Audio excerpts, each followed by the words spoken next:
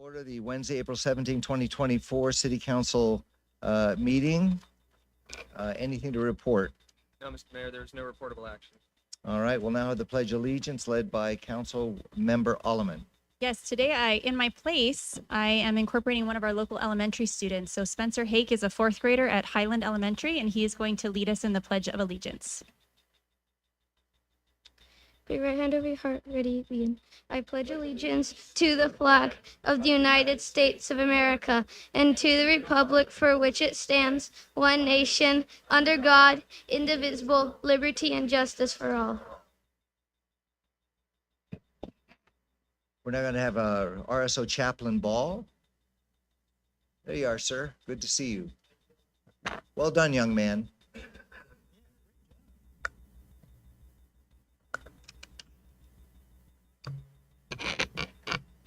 First, I want to say good evening, everybody. Peace be with you. I would like to thank the City Council and all those in attendance for the honor and privilege to pray the opening invocation prayer tonight. Let us pray. Almighty and ever-living God, your goodness and mercy endures forever. We invite your presence here today by the power of your Holy Spirit. We ask humbly, O Lord, for your divine wisdom and support as we begin our City Council meeting here today. As we engage in our City Council meeting, let us be mindful of our calling to serve our city and community peacefully, equitably, and with dignity. Service above self. Inspire us to bring our city and community together here today for a prosperous and brighter future. Enlighten our minds by the divine grace as we make decisions that affect our city and our community. Let us be reminded all that we do here today and all that we accomplish is for the greater glory of you and for the service of humanity. We ask this in your holy name. Amen. Pastor Ball, have you chosen a site for the National Day of Prayer? Have you? Right now, we're in talks with St. Mel Catholic Church in Norco, and I'm waiting to hear back from them hopefully by tomorrow. Do you have the date on that? The date is the National Day of Prayer, which is May 2nd. I would like to get a time about 10 a.m. I think that kind of works for a lot of people, but I will be in contact with you on that. Okay. Great. Thank you, sir. Thank you. Thank you, everybody.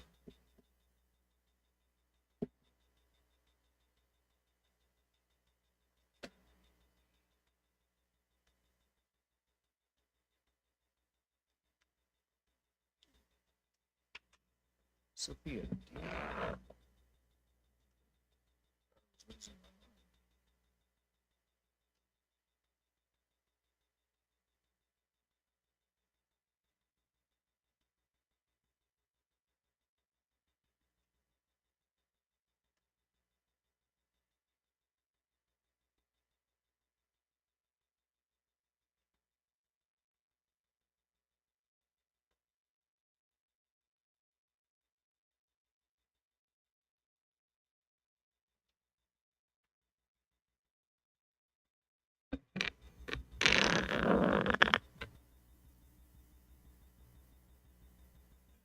So the basketball team is going to be here tonight. They had to cancel, but we'll have them at a later date. As you know, we're not just Horsetown USA, but we're also Youth Sport USA. Right now, our girls softball team is #1 in California, and Corona is #1 in the nation. I never thought I'd say that about a Panther, but a couple of those kids actually live in Norco. They get 2 pitchers over there throwing 95 miles an hour. So, anyway. We are now going to move to the National Volunteer Month proclamation. Tonight, the City Council is recognizing April as National Volunteer Month by presenting a proclamation that recognizes all volunteers in the city of Norco who have contributed to the economic, cultural, spiritual, and/or political development in our city. So I'm going to read that proclamation.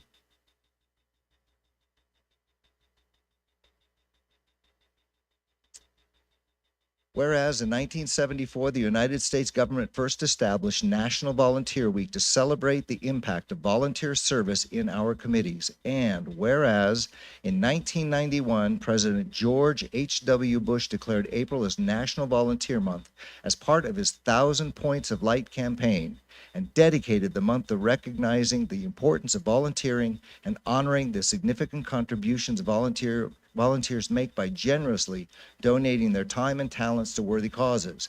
And whereas in 2008, the City of Norco established its volunteer program to encourage community members to participate in civic activities that strengthen existing programs and promote the development of new programs. And whereas in 2024 theme, quote, celebrating the impact volunteers have on our lives and encouraging active volunteerism in generations to come, unquote, recognizes volunteers who generously donate a part of their lives to contribute to their community. And whereas the City of Norco recognizes its local volunteers who are essential to providing quality services to the residents of our community. And whereas the City of Norco is a diverse community that is honored to celebrate the history and legacies of volunteers who have contributed to the economic, cultural, spiritual, and political development of our city, state, and country. Now, therefore, I, Kevin Bash, Mayor of the City of Norco, on behalf of the Norco City Council, do hereby proclaim April 2024 as National Volunteer Month. So I want to thank everybody who has come out this evening. And could you do me a favor? If you have volunteered, could you please stand? That's going to be the whole friggin' room.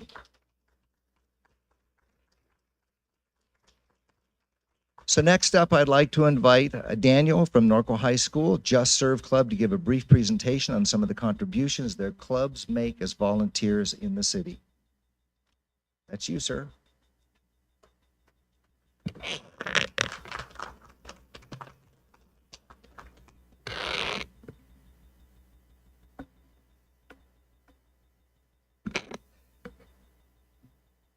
All right, good evening. My name is Daniel Frumusciano, and I'm a junior at Norco High School. I play soccer, water polo, and I'm on the swim team, as well as I'm the Deputy Corps Commander of the Air Force JROTC program at the school. And currently I'm in the process of founding the Just Serve Club at Norco High School. I'm working on the paperwork for it, and hopefully by this fall, the club should be up and running as an active club on campus. So you may be wondering why right now, when I have so much to do, I'm working on paperwork to start a club. It's because I'm passionate about service and because the opportunities that service brings to our community. This evening, I would like to talk about the Just Serve Club and the benefits of Just Serve and service in our community. Just Serve gives high schoolers an opportunity to find service projects and work with friends and peers to do these projects. We focus on others, and it's a great opportunity to think outside ourselves. Recent research has actually suggested that by helping strangers in particular, teens can have an increased self-esteem.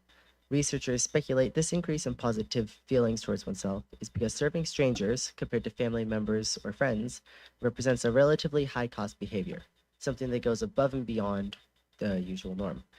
When teens engage in these sorts of behaviors consistently, they are less likely to focus on themselves, and they are more likely to focus on others and focus on the good in the world.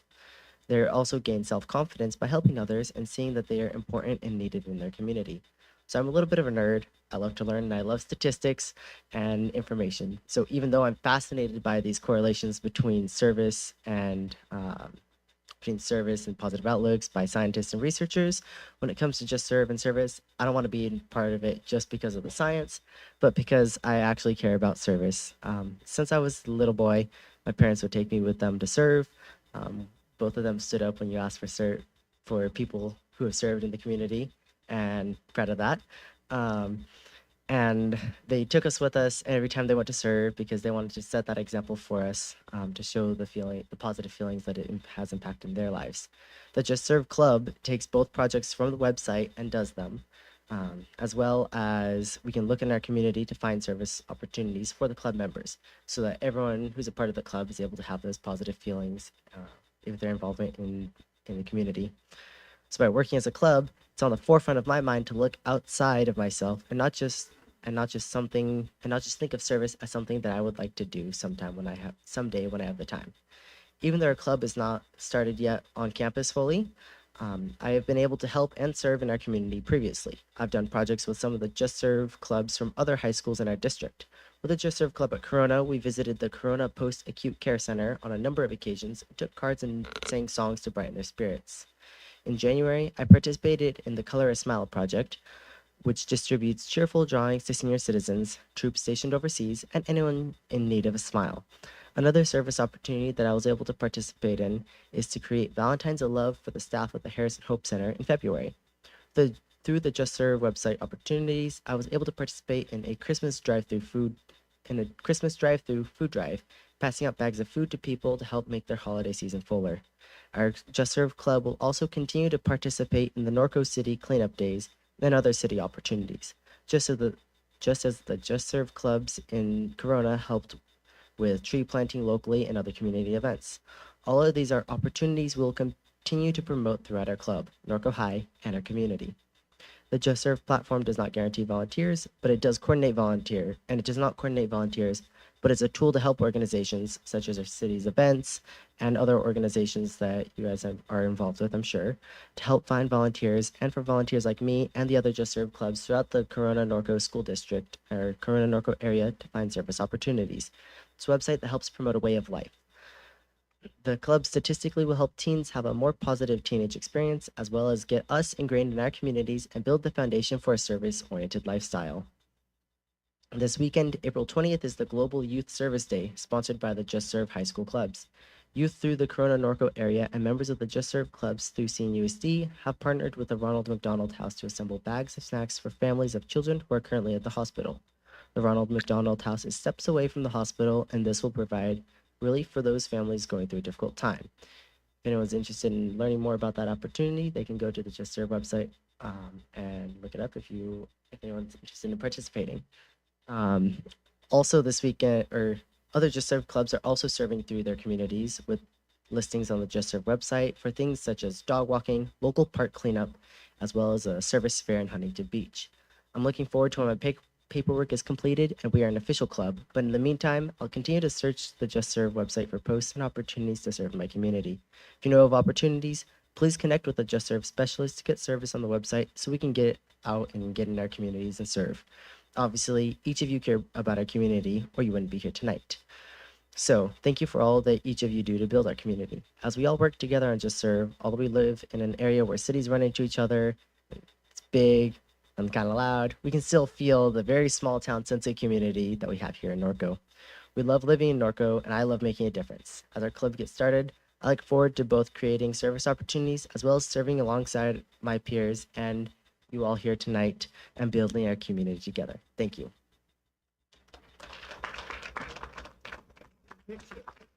When do you sleep?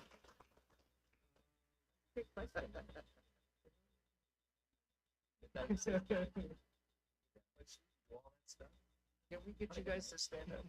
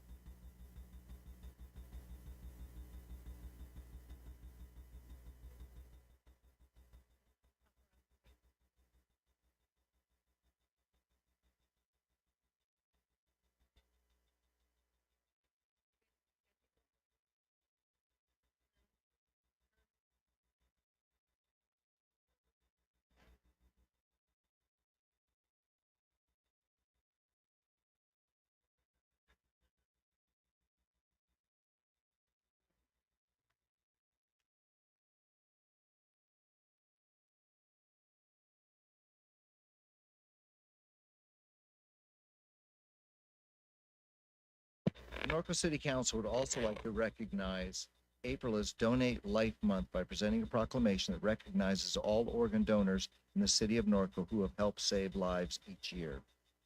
I'll read this proclamation. This one I'm going to leave out the whereases.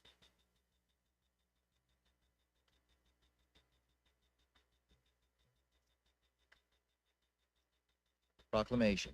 I'll do one.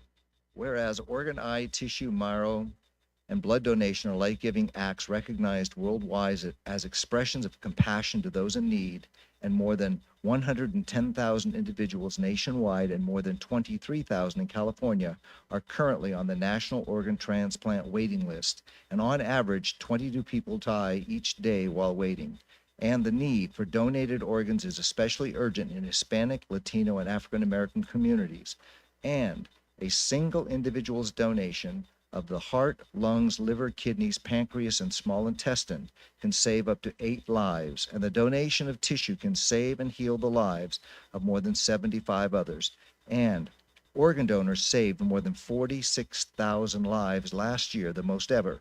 And any person can register to be an organ, eye, and tissue donor, regardless of age or medical conditions. And being a registered donor does not impact the quality of life-saving medical care a person receives in an emergency. And California residents can sign up to be a donor at any time online or when applying for or renewing their driver's license or ID card at the California Department of Motor Vehicles.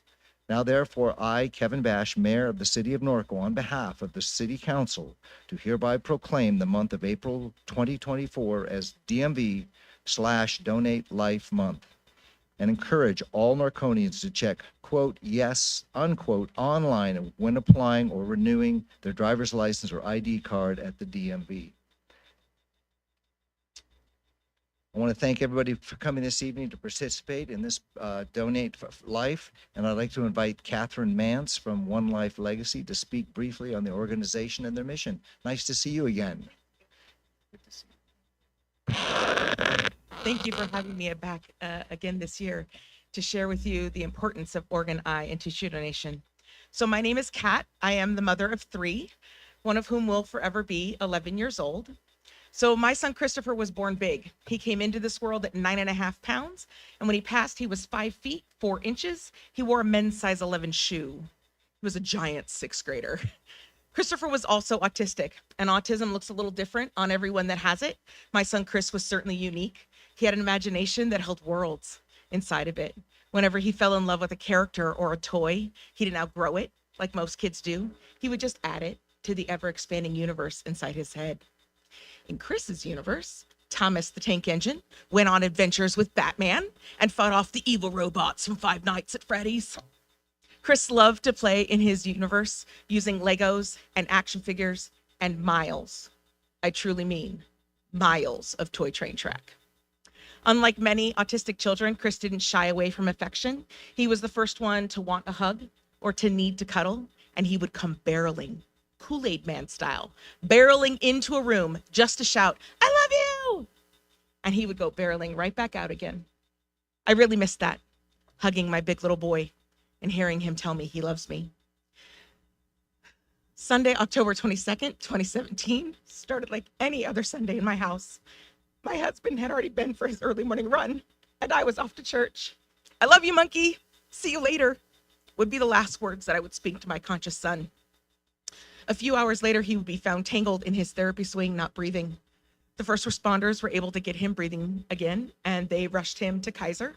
Kaiser immediately sent him to Loma Linda Children's Hospital. And it seemed at first that Christopher was going to be able to fight his way back to us. But by Tuesday morning, it was clear that wasn't going to be the case. And although they did everything they possibly could to save my boy, it just wasn't meant to be. And I learned a couple of things. I learned that my son's blood type was B positive. My son had B positive flowing through his veins. And that was something else that I could do. I could now be positive in the face of this tragedy, and we can give life to somebody else. My son Christopher saved 5 people the day he died. Both of his heart valves went to children under the age of 5. His liver went to one man.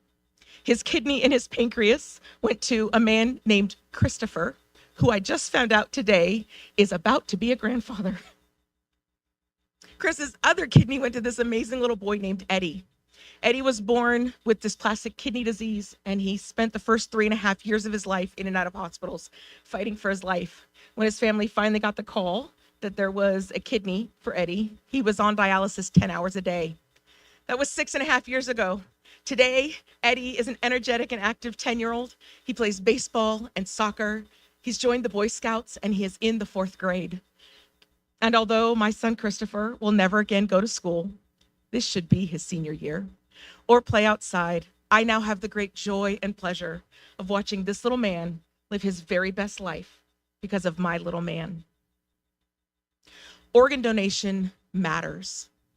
It is not only a gift to the person who receives that life-saving organ, but it is also a gift to those of us who now get to watch our loved ones live on in a much better way. Thank you so much for taking the time to recognize this month, for sharing with your community the importance of organ, eye, and tissue donation. Thank you.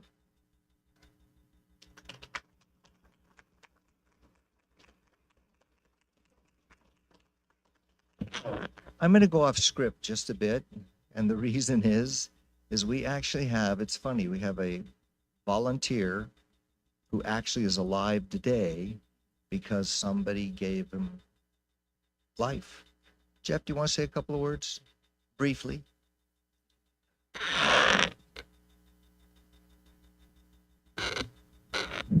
First of all, Kat, come here. If you notice, I'm wearing the Thomas the Tank Engine pin that Kat gave me last year in memory of Christopher. So I also put on this hat, and I'm going to turn around for the camera because I know that Sam's mom is watching right now. And this is a hat that Sam would wear. So in honor and in memory of Sam, I want to thank you because as a donor mom, you know what my donor mom is going through. And we actually got to meet Cindy a couple of months ago. Lisa and I met with her, and the emotion of actually looking at the face of the mother whose son, he was only 18. And I want to let you know, he ended up passing because of a fentanyl overdose. He had taken one pill, and that's all it takes. He got a pill from somebody that he thought he could trust, and it turned out it was just enough to kill him, but it was just not enough to make his organs still good. And I'm also B positive. So that's why this train means so much to me too. So in honor of Chris, and in honor of Sam, and in honor of all the other donors, as a recipient, I can't even begin to tell you what a gift it is, because I'm alive because somebody decided they wanted to be a donor. And Sam decided that on his own. He was 18 and he chose that so that when his accident happened, it's really not an accident. He was actually poisoned by somebody. He was killed. But in California, that's not a crime. But he's still dead and his mom still mourns. But I still get to live on, and Cindy and Lisa and I are good friends. We communicate all the time, and you just have no idea what it means to be a donor. So if you're not already a donor, I would ask that you please, like she said, and like Kevin said, just go on the website and sign up, because you never know. One day you don't expect anything to happen and something happens. So I appreciate the City Council recognizing this month, and for all of the donors and the donor families, on behalf of all of us, we say thank you.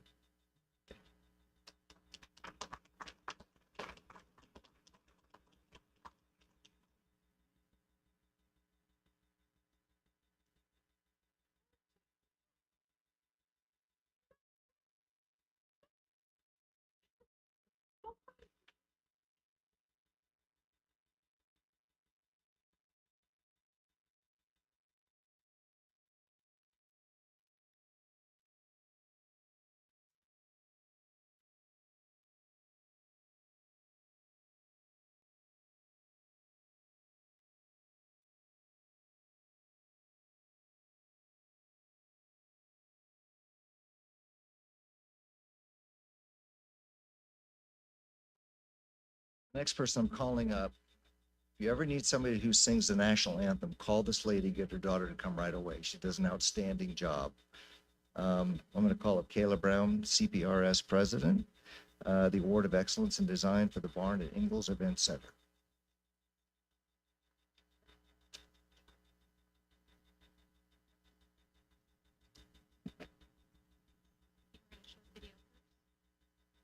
Okay, we're going to show a quick video, and then I'll go into the award presentation. Award of Excellence in Facility Design, the Barn. Constructed in 2023, the barn at Ingalls Event Center, located in the animal keeping community of Norco, California, was primarily designed for livestock shows, but is equipped to accommodate a wide variety of events. This spacious 21,000 square foot steel frame structure proudly reflects the community's rural agricultural heritage and identity, with a monitor-style entryway and floor-to-ceiling sliding barn doors. With a scenic backdrop, open-air atmosphere, and desirable amenities, the facility is completely customizable to meet the needs of various large-sized events, including those looking to host unique Western-themed celebrations, auditorium-style conferences, or elevated banquets. Investments like the barn will afford local 4-H and FFA members opportunities to showcase their animals and showmanship skills, and will ultimately preserve Norco's agricultural lifestyle and community identity for future generations. A multifunctional, municipally operated facility unrivaled in Southern California, the barn is one of the most monumental and innovative investments in Norco's history. Congratulations, Norco. What a beautiful facility. Good evening, Mayor Bash, members of the City Council. I'm Kyla Brown. In my day job, I'm the Director of Parks for Riverside County Regional Park and Open Space District, and I'm here today in my volunteer capacity as President of CPRS. It's my honor tonight to present the City of Norco with their award. The CPRS Annual Awards Program celebrates outstanding examples of quality facility and park design, programming accomplishments, effective communications, community leadership, and professional successes that take place daily in our profession. Through our 5 award categories, we highlight the people, places, programs, and stories that make communities like the City of Norco special. This year, there were 109 total applicants and only 35 awards presented. So that already is a big feat for Norco to receive an award. In addition, in the category in which they won, they are one of 4 award recipients out of the whole state of California. That award is the Excellence in Design for the Community Center Mixed Use Facility Award of Excellence. And that is presented to the barn at Ingalls Event Center, which you just saw described in the video.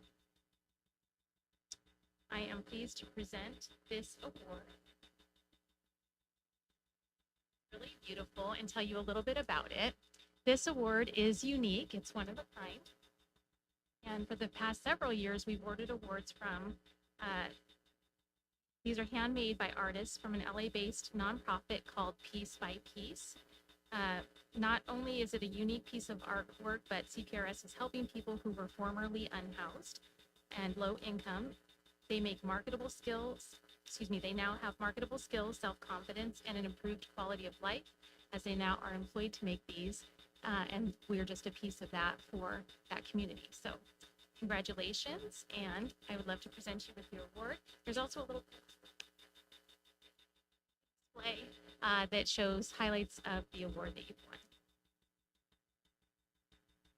So Amanda, you know, Amanda, you're accepting this, but I just want people to understand that the 2 council members that spearheaded this were Robin and Greg. Without Robin and Greg, I'm going to ask them if they would go down and please get this photograph, because you've earned every bit of praise you can get. Go on down. No? Yes, no? Yes? Come on, you can do it. All right, I guess they don't.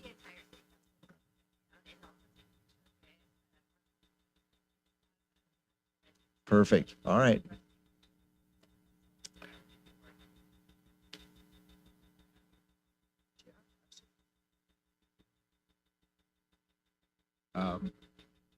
Thank you. Appreciate it. You know, you always hear team effort, but a lot of this, I'll give Robin the bulk of the credit, but Amanda and Kelly and Ron and Todd had an awful lot to do with this, but we were blessed to have one of the best contractors that you can imagine. That's Don and Tiffany with Act One Construction. They're the folks that really pulled this off. So just want to make sure that you guys are acknowledged with this. So thank you.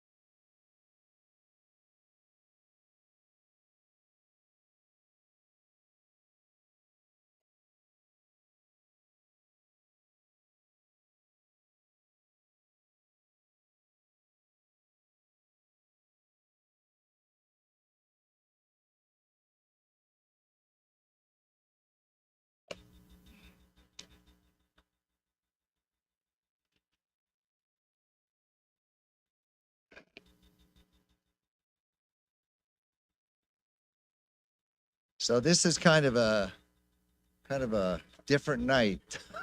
Now I'm going to call upon somebody I've worked with for a long, long time. I'm going to talk about the IREN Norco Energy Resilience Roadmap. I'm going to have Casey Daly come up and give us a pitch. Tell us all about it. Let's hope it's not a pitch. Good evening, Mr. Mayor, members of the City Council, City Manager, City Staff. Casey Daly, the Director of Energy and Environmental Programs for WRCOG, which is the Western Riverside Council of Governments. And I'm here today to talk a little bit about the Inland Regional Energy Network, or IREN. So the first couple slides are really just to kind of give an overview about what IREN is, kind of how it came together, and then the last part of the presentation is all about Norco, so I'm excited to get to that part. But just to start from the top, IREN is it's a partnership between the 3 councils of governments that collectively represent all of Riverside and San Bernardino County. So that is Western Riverside Council of Governments, which represents the western portion of the county down to Temecula. The eastern portion of the county is represented by CVAG, Coachella Valley Association of Governments. And then our friends to the north, the San Bernardino Council of Governments, they take up all of San Bernardino County. So between the 3 of us, we collectively represent all 52 cities in both counties that make up inland Southern California, Inland Empire, however you would like to refer to it. So we are here to be your champion for energy efficiency. Our mission as an organization is to build a stronger clean energy economy, to connect businesses, residents, and local governments to all of the energy efficiency resources that the state of California has to offer. And we really try to serve as a conduit to bring those resources down to our member agencies and to, as you'll hear about a little bit later on, develop programs that are really intended to benefit the city and its residents and communities. So we are funded under the authority of the California Public Utilities Commission, the CPUC. The funding for IREN it comes from us. It comes from all of us as ratepayers, as customers of an investor-owned utility. For us, that's Southern California Edison and the gas company. Every month we pay what's called a public goods charge. That public goods charge goes up to the CPUC to make a big pile of money, and then that big pile of money is then used to fund energy efficiency programs throughout the state of California. And so IREN, Inland Regional Energy Network, we are the 4th REN to exist in California. The first 2 were the Bay Area REN, which is, probably can guess, the Bay, the 9 counties in the Bay Area. SoCal REN, which is administered by Los Angeles County, that kind of took up all of Southern California. So we kind of had to inch our way in there to make our own space. And then the 3rd one is the 3C REN, which is Santa Barbara, San Luis Obispo, and Ventura counties.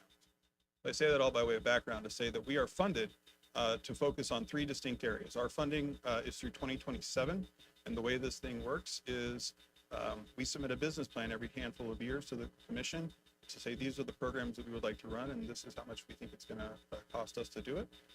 And if they think that that makes sense, then they're granted funding. So we're funded through 2027. The next cycle will go from 28 to 32, 33, on and on and on. So services and offerings. So public sector, first and foremost, I like to joke around when we were developing IREN, if we didn't do something that served the members of our organization, none of us would have jobs. So we feel it very incumbent to provide programs and resources directly benefit the public sector.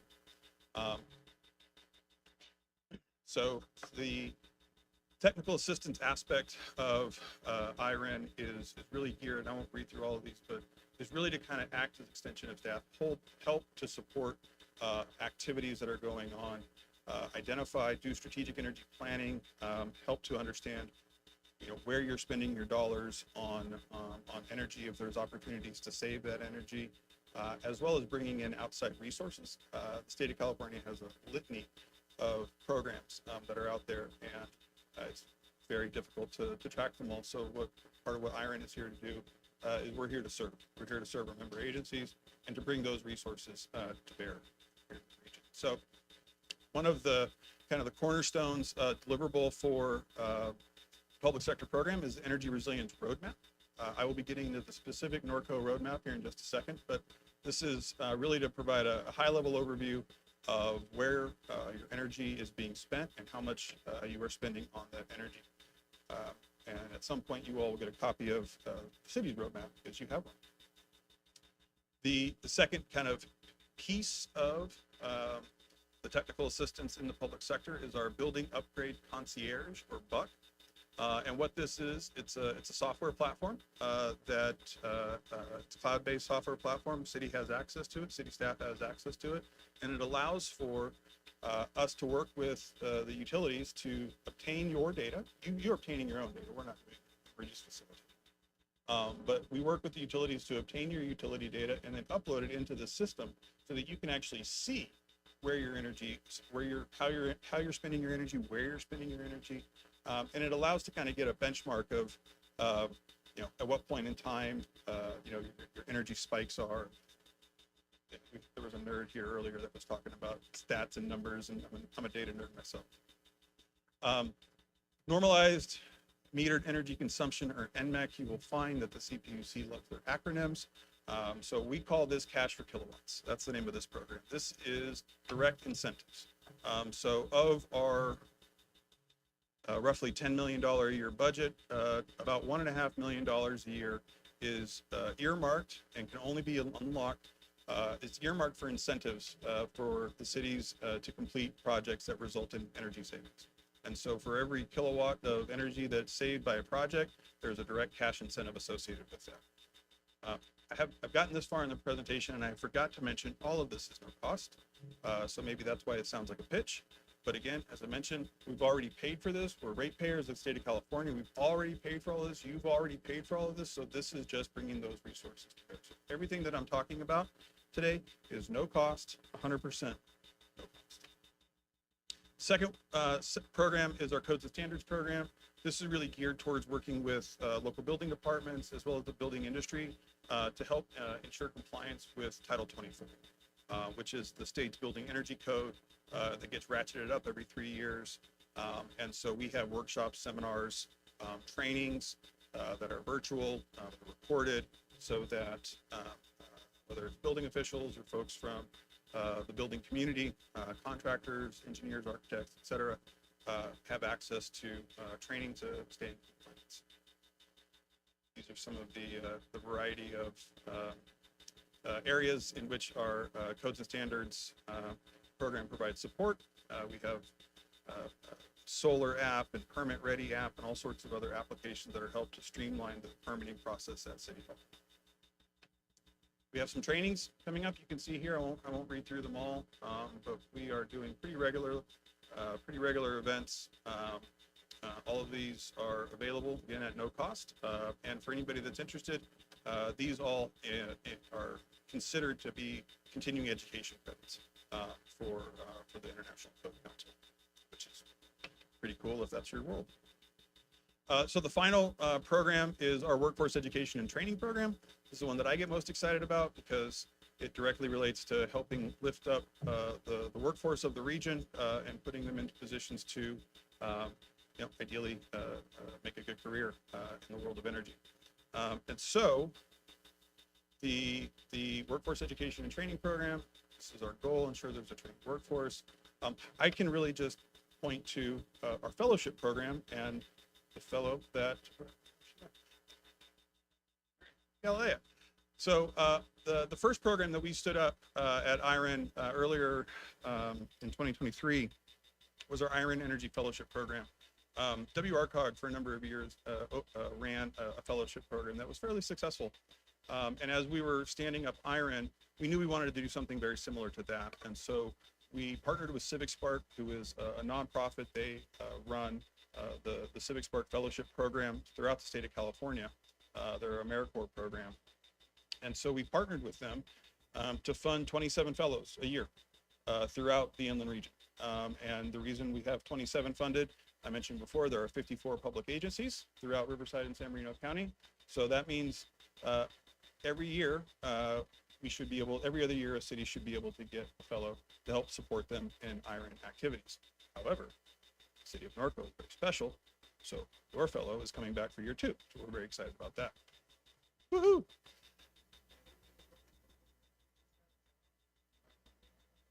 Well, that is goal number 1 in our business plan, is to build capacity in local government. So I would be remiss if I did not share that. So Norco overview. So we're very excited about the progress that Norco has made. Been very engaged through the IREN process so far. So the city's right there, doing everything it needs to do. We had a kickoff meeting with your staff. We were able to work with staff and our 2 utilities to get the energy data that we needed, uploaded the data into the Buck software. This is the roadmap. We were given, the city staff were provided a roadmap presentation, and we also received some additional facility data to kind of get into some more project specific work. So I mentioned the roadmap before. The first one you saw was the generic city of IREN. This is city of Norco. So soak that up for a second. So just a little under $1 million a year is what the city is spending in annual energy costs. You can see in the pie chart down on the bottom left, the color coordination shows where that energy is being used by sectors. Okay. Now, so we take a look at building energy uses, because building is typically one of the highest uses of energy. And so what this shows is we've identified a number of city facilities that the city has identified, obviously, and then break it down based on amount of kilowatt hours used, amount of therms used, and then the total cost that you can see up there. So a little over $440,000 a year the city of Norco spends on building energy. And then the pumping sites was something that also rose to the top with just over a little over $460,000 a year in expenses there. And then of course you can see in the roadmap the specific locations and all of that detail. So next steps. In fact, today, I know that conversations are happening because I was getting emails about it. We're going to be working to get some site visits scheduled to look at the facilities that have been identified here. We've talked about the pumping, the cost for the pumping that the city has. So we're going to coordinate. So this is one of the other things that Iron can help to do. We're going to coordinate with Edison to try to arrange to have a water pump test done to help with that. I mentioned the year 2 energy fellow, and then finally one of the other things that IREN offers all of the member agencies is a free membership into the Local Government Sustainable Energy Coalition, or LGSEC. This is a coalition of local government staff, energy nerds like me, but folks that are working in local government up and down the state of California. It's a good coalition to kind of stay aware of upcoming legislation related to energy, CPUC proceedings, changes in the laws related to, pick an issue related to energy. So these are all a variety of other opportunities that IREN makes available. We're actively communicating with everybody, and I think with that concludes my presentation. Does council have any questions? Greg, Catherine, Greg? How you doing? Doing well, sir. So I just want to reiterate what you said in the very beginning. This is not going to cost us anything, Yes, sir. and this will be more successful than the energy program that was presented a few years ago. Yes, sir. Okay. And then just my third item, check your spelling on Engels Park. Okay.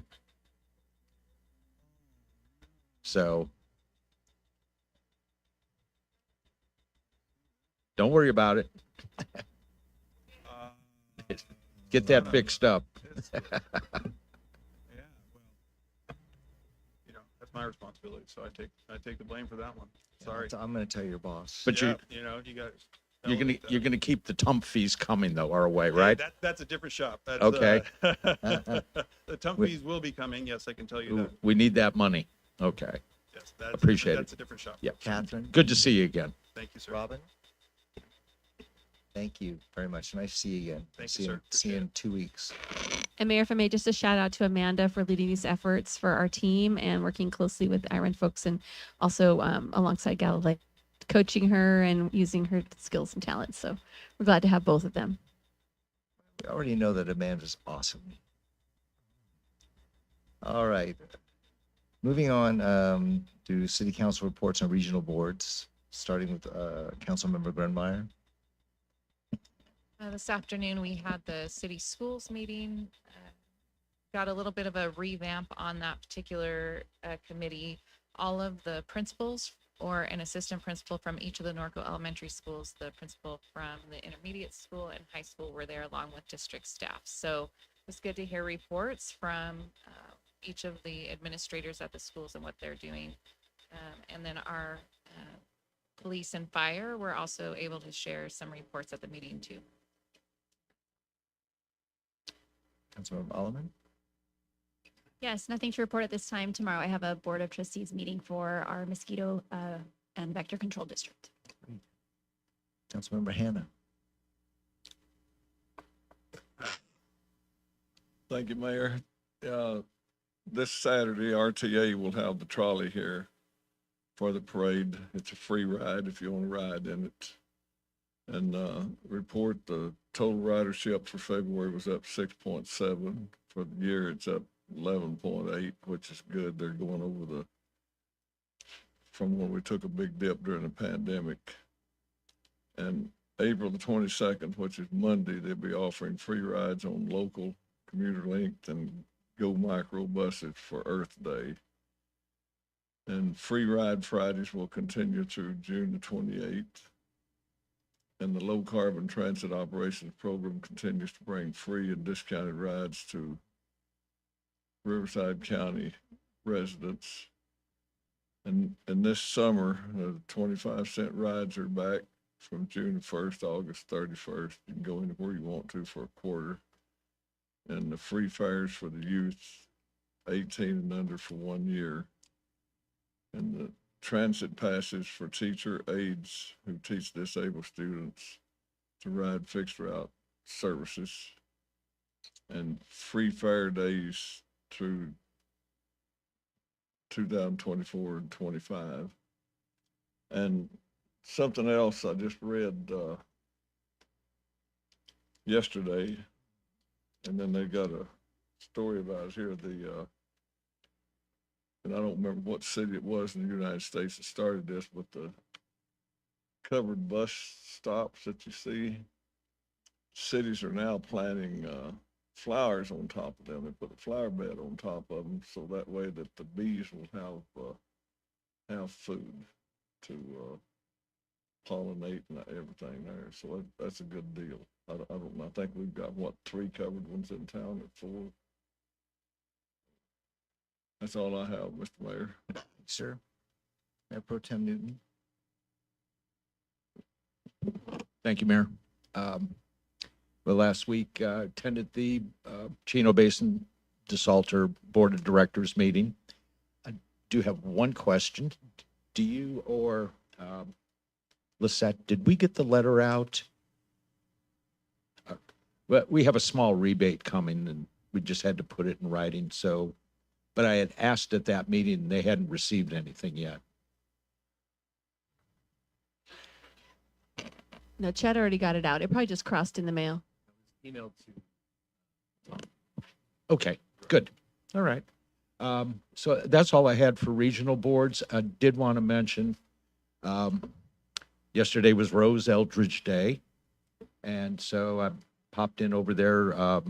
Former Mayor Larry Cusimano showed up, Jeff Cahan, and I wanted to thank staff, Michelle. It's just always good to remember Rose, just brought back some good memories and all the things that she did for this town and our seniors. So thank you, Mr. Mayor. Sir. Veterans Commission, they approved there's going to be 2 names going on the Wall of Honor on Memorial Day. Quite honestly, see a sad stories. This is one of the saddest.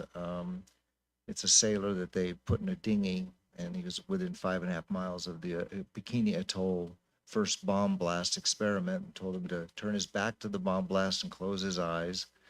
And then, in case they wouldn't talk, they put him on an island that was irradiated, not only with radiation, but with Agent Orange. Then he proceeded to fall apart, and the VA did nothing.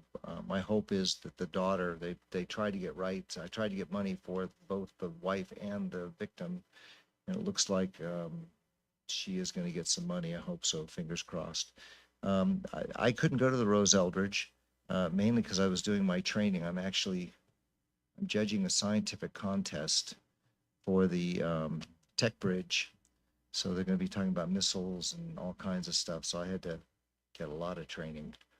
And that's really all I have. Moving on, public comments. Do we have anything? Yes, Mayor. This is the time when persons wishing to address the presiding governmental body regarding the consent calendar or matters not on the agenda may be heard. Please limit comments to 3 minutes or less. The governmental body shall not discuss or act relative to any general public comment. The first speaker is Mike Williams. Hi, Mike.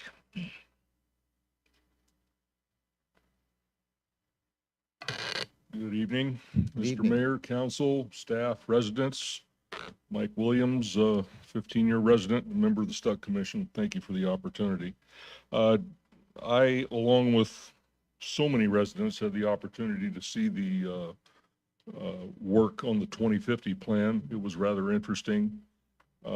Like anything, I see a lot of things that are going to be beneficial to the city, and I see some things that don't really make sense in this town that we're in. We could probably go on for hours about this. One of the big things that I see around town, like everybody else sees, is the problem with speed, traffic, regular speed laws being broken on a regular basis. And I've addressed this at Stuck Commission on multiple occasions and trying to come up with ideas to lessen the traffic, get the speed down. I don't know that dropping the speed limit is always the answer, but at the same time, we need to give the sheriff's department something to sink their teeth into so that they can maybe stop some of these speeders. I've had several calls, not nearly as many as you all get on this same subject matter, I'm sure, but I had several calls regarding speed limits on residential streets that were over 25 miles an hour, and when did that happen? And that's been something that I've addressed again at Stuck. Not only First or Third Street between Valley View and Hamner, but one of my big nemesis in this town is California. And I've been given multiple reasons why it's 35 miles an hour and why it's not 25. It's a commercial street. Yeah, not in my mind, it's not. There's more houses than commercial on that street. Another subject matter that I brought up was turning 6th Street into a non-truck route. That doesn't mean the trucks can't use the route if they've got a reason to be there under a laden bill, but it does mean that they can't cut through Norco. They can't go up 6th Street, not California, which we see them do all the time. It might be a step in the right direction. Several other things that occur to me. There's an AB 43 that came into fruition, I want to say in 2021, that shows that the 85th percentile is outdated. Again, I did bring that up at Stuck.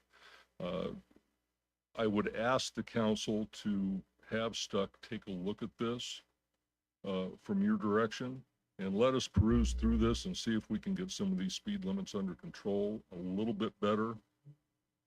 Try and take a step in the right direction that might be beneficial for the city and maybe make people a little bit happier along these lines. Just trying to do the best job we can. And I appreciate your time. Thank you very much. Thank you. And our next speaker is Dylan Wimple. What was the last name? Is it Wimple? Wemple? Good evening, sir. Good evening. I'm here as a resident to ask you to implement a native initiative for City of Norco. Why? Because native plants are essential to supporting ecosystem and the native pollinators on which 1/3 of our crops rely. Consider the monarch butterfly. Monarch caterpillars feed exclusively on milkweed, and the scarcity of this plant combined with habitat loss has led to a drastic 95% decline in monarch populations in California. But if all we plant is milkweed, our green space has become a bit boring, and while we might save the monarchs, specialized relationships like this are neither unique nor uncommon. 90% of plant-eating insects are specialists and can only survive on the native plants to which they're adapted. More than 5,000 species of caterpillars and 1,600 bees call California home. To feed them, California boasts over 5,000 native plant species, nearly 600 of which can be found in the city of Norco. Fortunately, many of these plants support diverse ecosystems by themselves. Oaks, willows, and cherries provide habitat for hundreds of different caterpillars. California lilac and buckwheat support another 150. Keystone species such as these should be the form of our foundation for our landscaping projects, promoting biodiversity in our parks and along our trails. What does it take to implement something like this? In terms of cost and time, a 1-gallon plant can be had for about $10 and mature in 3 years. Contract grows and purchases from native nurseries can establish relationships that help to strengthen our community by supporting the local businesses on which we rely and preparing them for other cities that are going to take similar action in the future. Transplants should be planted during fall and winter and watered within watered in with natural rainfall, allowing them to set deep roots, which improves their drought tolerance and wind resistance. Added advantage of this is it reduces labor costs and infrastructure in the long term. It's much easier to plant a native that thrives on neglect rather than investing in exotic plants that require extra care. As Earth Day approaches, on the 22nd, I urge the council to take action and implement a native plant initiative in the city of Norco.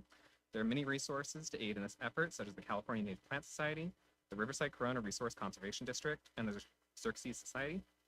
Xerxes Society in particular operates a Bee City program that provides guidelines for building and maintaining habitat within cities, from which I think we would greatly benefit. Imagine the trails of Neil Snipes Park lined with an abundance of native plants to the Norco. How nice would it be to have a 10-acre botanic garden in our backyard? Please invest in creating a greener, more resilient community by setting an example for the residents of Norco and our neighboring cities. Thank you for your time. Thank you, sir. I have no further speaker cards, Mayor. We're actually a part of the mayor's Monarch Pledge. We have been for 14 years. So I like your idea, but just so you know that. Moving on to the consent calendar. Before we go to that, Chad and staff, they want to continue item 3H, the bicycle master plan, to 5-1, the 5-1 meeting. So you can just sort of take that out. Does anybody want to pull something?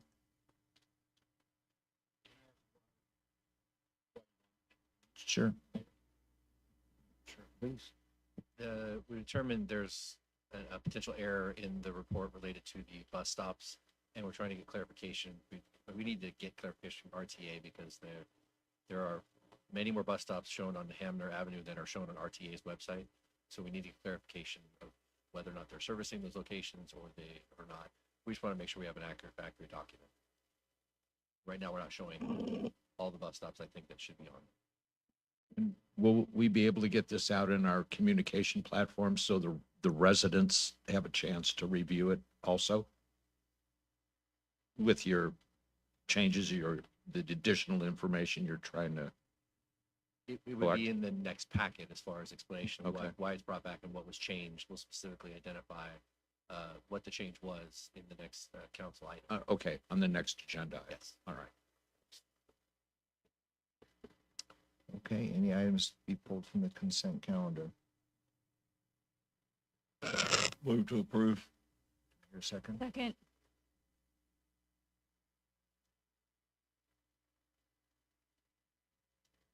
Please vote.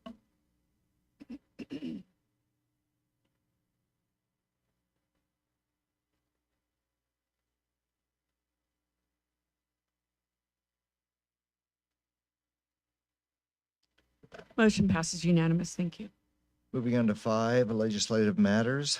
This will be 5A, second reading ordinance to amend chapter 2.27 of the Municipal Code, section 2.27.030, appointment of members to the Veterans Commission. Does the council have any questions or concerns? Do we have any public comment? No public comment, Mayor. Before we move, just so everybody knows, Richard Hallam is in the hospital with pneumonia. It's difficult right now. So do I hear a motion? Motion to approve. Here a second. Please vote.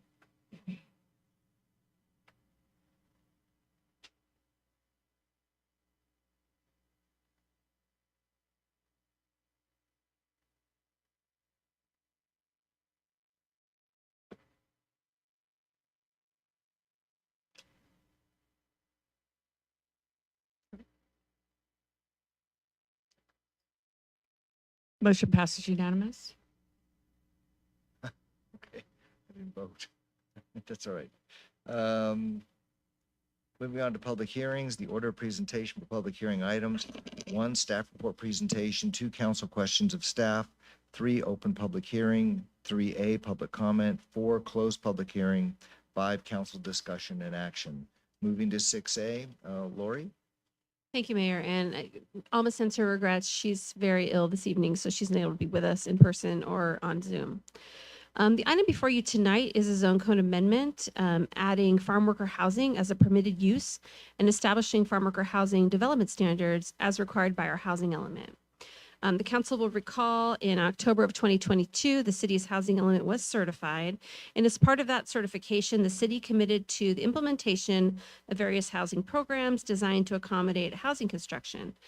Action 2.8 of the housing element pertains to updating the zoning code to allow farm worker housing as an allowed use in Norco. So the ordinance before you has quite a bit of detail, but farm worker housing is a term of art, if you will, in state law. It requires that the city allow up to 36 beds in a group quarters or 12 units or spaces designed for use by a single family or household.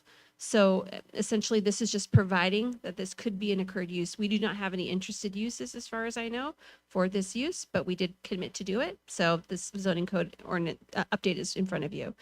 This was reviewed by the Planning Commission March 12th, and the Planning Commission unanimously voted to recommend that the council approve the zoning code amendment. So with that, that concludes the report. Council have any questions? Robin? Catherine? Greg? Irwin? Do we have any public comments? No public comments, Mayor. Closing public comments. Discussion and action.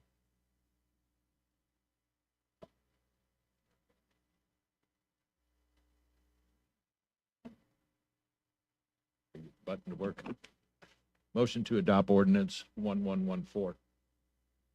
Approving zone code amendment 2024-02. Second.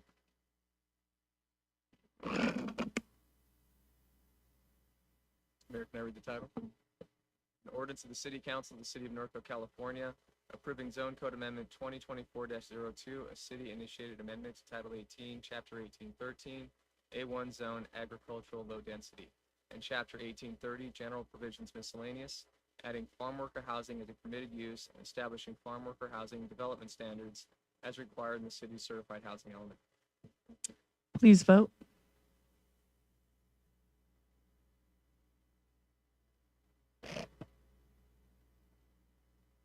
Motion passes unanimous. Thank you. Moving on to 6B. Lori? Thank you, Mayor. 6B is a zone code amendment that was advertised for public hearing tonight concerning hours of construction activity. But we're asking that you continue this item to continue this hearing, to May 15th. So in further discussion with Community Development Director and I, we determined we'd like to get some Planning Commission input on this item before we take it to the City Council. So we're asking that you continue the hearing to May 15th. Motion to do that, or? Yes. Okay. I make a motion to continue. Discussion. Question.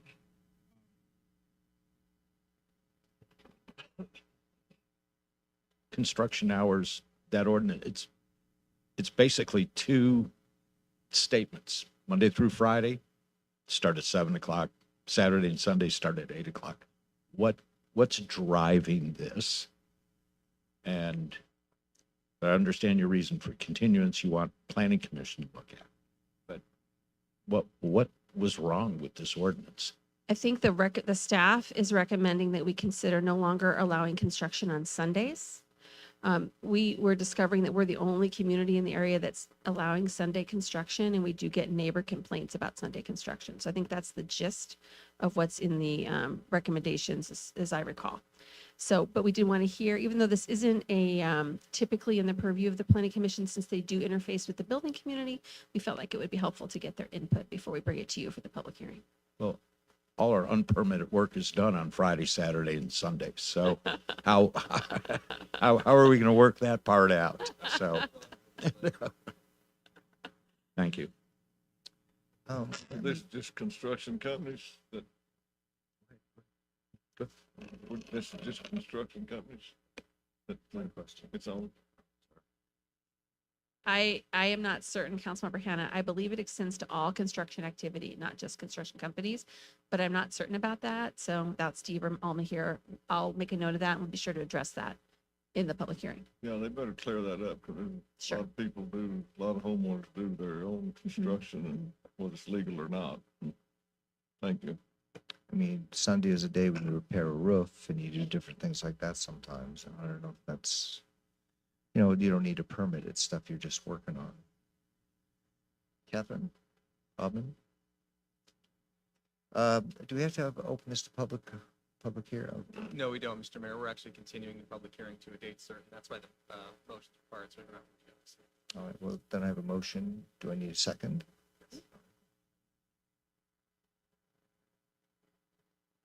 Please vote.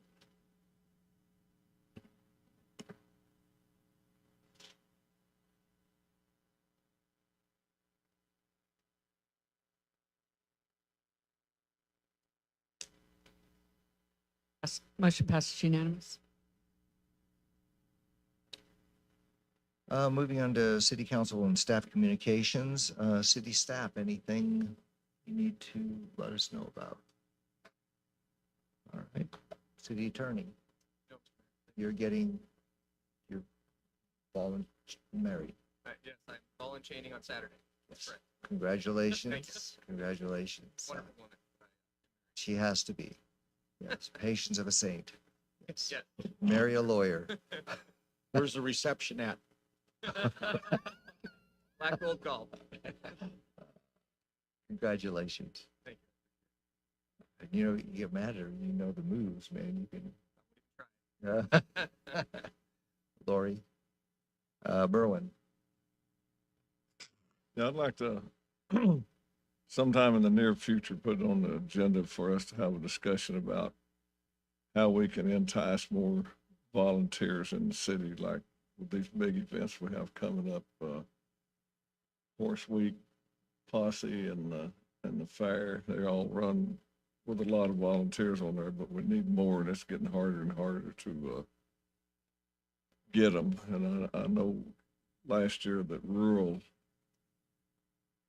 had to renege on working, I believe it was the Posse Rodeo, because they couldn't get enough volunteers to work all the gates. So it just helps the groups out if we can get them. I know you can't force anybody to work, but somewhere or another we could get them, get people interested in volunteering again. Go ahead. What are you asking for? You asking to have a discussion? Yeah, we'll put that on the agenda, a future agenda to discuss. I'll second that, Chair. Okay. Discussion. No, I should say, it sounds like volunteer recruitment is what we want to have a discussion on. So.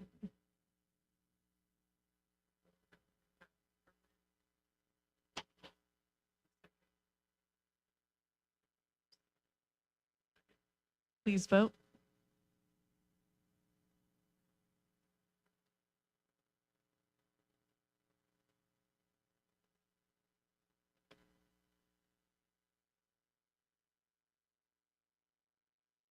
Motion passes unanimous. Thank you. Greg? Well, Lori, I guess I'll have to direct this to you. These were questions for Alma. This kind of goes with this last item that we continued. I swung by Monday because it was written by our building official, to ask him about it. Left a message today for the building official. Haven't heard from him. And then I would say about a month ago, Councilmember Hannah, or maybe longer, Berwin and I, building official and Alma, we met on writing up this clarification where you can enclose 3 sides on a 12 by 24 horse stall. And we haven't seen anything on that. So this is more of a gut feeling, but is there something going on with our building department at this time that we're not aware of? Because like I said, I haven't been able to reach our building official. No, there's nothing going on. So we'll follow up on that. Okay. Yeah. Thank you. Yeah. That's all I have. Catherine?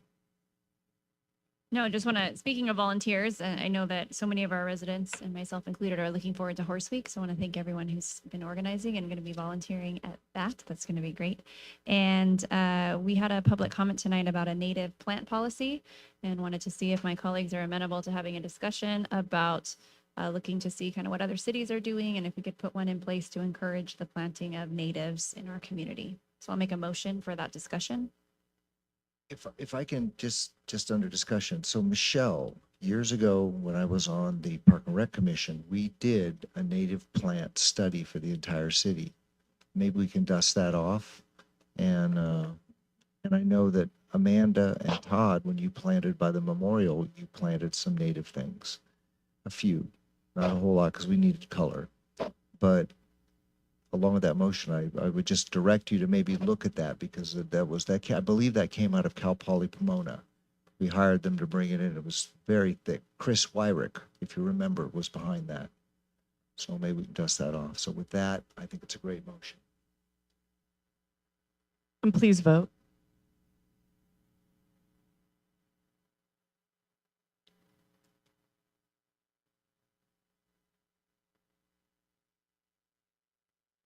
Robin? Oh, sorry. Motion passes unanimous. That all, Catherine? Robin? I kind of like Mike Williams' suggestion of looking at 6th Street in California. You know, I've heard various stories about that, so I would kind of like to talk about that. I know, yes, Chad? I just want to clarify before you make any decision on that. We've had this discussion and stuff before. We made it abundantly clear that regulations and requirements were established.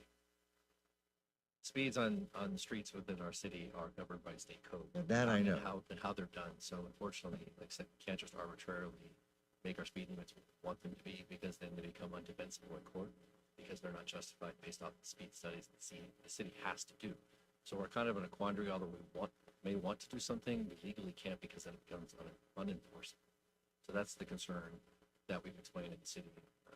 The city engineer has explained regarding that. So I don't want to create any unrealistic expectations for the council about having a discussion because we've had it before, and unfortunately, there's really not much we can do to change what the state code requires. Yeah, I think all four of us were here when we lowered the speed limit, but we had to go to the state capitol. They allowed us all the streets were 35 miles an hour. We lowered them to 25. I was more interested in, I'd kind of just like to know about 6th Street in California because what I've heard is that you can't change it from being a truck route. I mean, if that's not, I just, maybe offline you could sort of fill me in on some of that stuff and then maybe I'll bring it back. We can look into that generally. You could provide input and feedback from the city engineer and resources to find out what that process is or if there's opportunity to do that. Yeah, that's all. Just to look at it. And then we can also loop in Stuck regarding that, what our findings are. Perfect. And then this is kind of a big one. I am wondering if we could look at a moratorium on drive-through restaurants.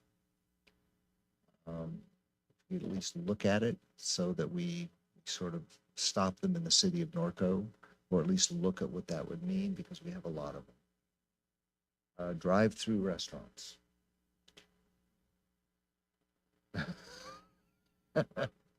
No, actually, we got one in town that's going to robots, so that's going to be very interesting.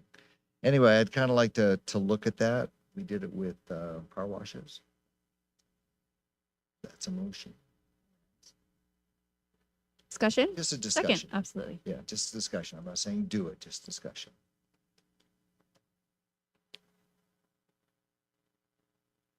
Please vote.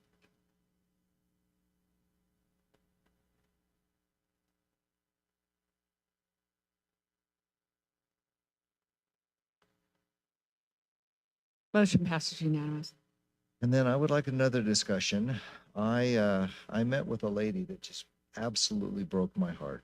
She's losing her house. Her husband left her. She's got an illness. She's got a sick father. She's way behind in everything. And one of the things that Corona does is they have I talked to Karen Roper about this. It's called a homeless prevention program. It's to assist residents who are at risk of losing their homes. And it helps at times with payment of back rent, mortgage, different things like that, utilities.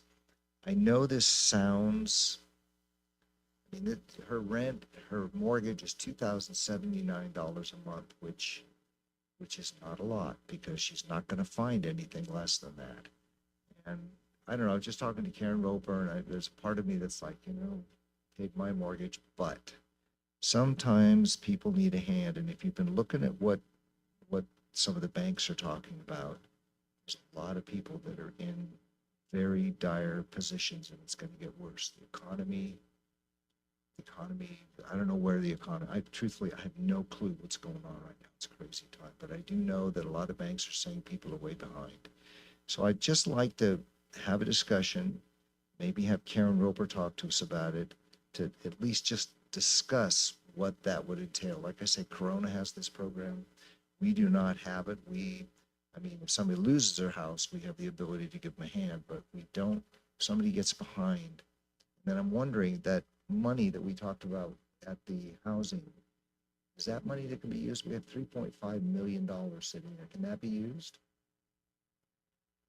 So I'd just like to have a discussion.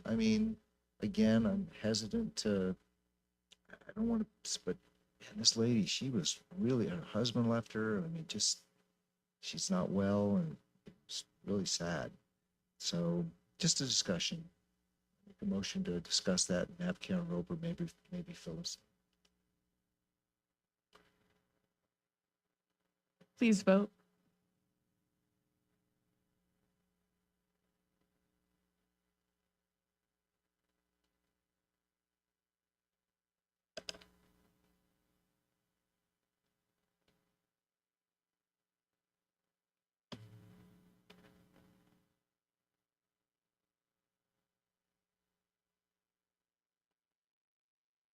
Nothing. Computers come up.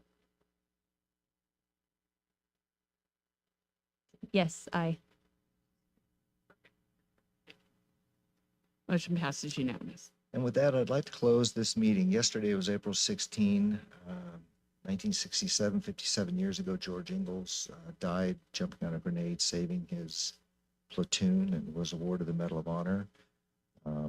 We all know the story. We know what we've done in his honor, and I would like to close the meeting in his honor with a moment of silence.